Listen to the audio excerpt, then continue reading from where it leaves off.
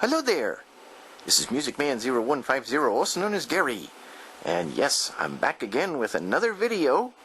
And today what we're looking at is we are looking at the RCA television that was fixed by Doc's Radio and TV in Boardman, and also a vintage computer by Radio Shack. That's right. And earlier today I finally got this completely set up with the RGB feature of the television set, and as you can see, I have a computer program running right now on the Tandy. That's right. And this is the Tandy keyboard that is used with the Tandy computer. This one happens to be the Tandy TL, the 1000 TL, and you can see it's got a 5 1/4 drive and also a 3 1/2 inch drive. Now take note that these drives will only accept the low density floppy disks. In other words, the 5 1/4 disks can only be a 360K, and the 3 1/2 inch discs can only be a 720K. The 360 and 720 numbers indicate the storage capacity for the discs. And so being that these are low density drives, these drives can only accept the low density floppy disks. But I do have computers that have 5 1/4 drives and 3 1/2 inch drives that will accept the 1.2 megabyte 5 1/4 and 1.44 3 1/2 inch discs. So I'm eventually going to try to get one set up so that you can see the the comparison. They're actually the same. The drives are the same physically. It's just how they're designed internally for the capacity usage. In fact, I cleaned out this area here with the computers so that I can access some of these older computers and see what they're see what they got on them, and see if I'm going to keep them or try to sell them or give them away or recycle them, or something to that effect. And I want you to take a look at that, you might want to say a tan color computer, or more like a yellowish computer. That is the tallest tower computer that I've ever had. In fact, it's the second one, the second tallest tower that I've ever had. Because I had a Dell computer at one time which was just as tall. But the problem with that computer is it quit working. The motherboard had quit, and that's why I had to end up getting rid of it. But this one that I got quite a while ago is working well. And what my plans are to do with that big tower computer is, right now it's got, you can see the top portion of it, it's actually got 4 CD-ROMs in it, but you can only see 3 of them because this other computer is in the way. However, let's move these out a little bit. Let's see if I can do this one-handed. Yeah, I can, just by sliding it out a little bit like this. And there. Now you can see the full tower. And there you can see it's got the 4 CD-ROM drives and a little 3 1/2 inch drive on the very bottom. Now what my intentions are to do with this machine actually is to insert one 5 1/4, one tape drive, leave one CD-ROM in the tower, and I also have what is known as an internal flash drive that can be operable on this computer, I would think, because it used to be in a Pentium 2 or Pentium 1 machine that was at 233 megahertz, and it was in a computer known as a power spec. But unfortunately, I had some trouble with that board too. So naturally, when the motherboards go, then I just end up getting rid of the whole machine itself. I take out the parts that are still good, even the power supplies, and then get rid of the case and the main board itself. So that's my intentions. There's also a fifth bay on the top there, as you can see, that I may even try putting in an internal zip, because I do have some internal zip drives as well. Let's take a little closer look. And actually, yeah, this is exactly what I'm going to do. There's the 3.5 on the bottom. Then right above that there's a blank bay, and I'm hoping, and I would think, that would be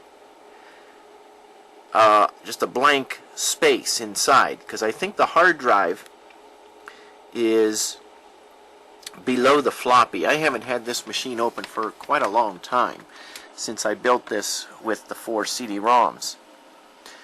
So I'm hoping that that 3.5-inch bay is empty, the one with the blank covering on it, because then I could put a zip drive there.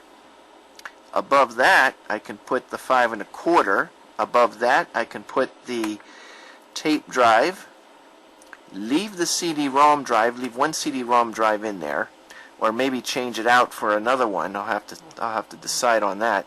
And then the Jazz drive, and then that machine will be able to read any kind of media, and that's exactly what I want to do, is make one tower machine that can read all media, whether it's a floppy disk, a Jazz drive disk, or a Jazz disk, a zip disk, CD-ROM, you name it, it can read it.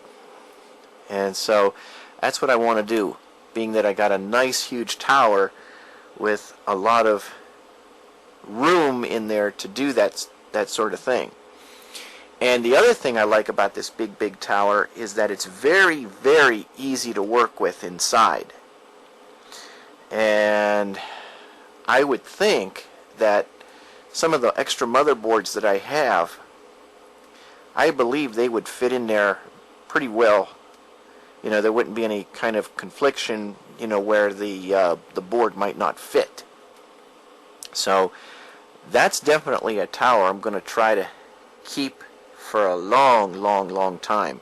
So that way I can just, you know, find each drive of that, you know, of the sort that I just mentioned, and if one goes bad, then, you know, I keep the others as spares, as backups.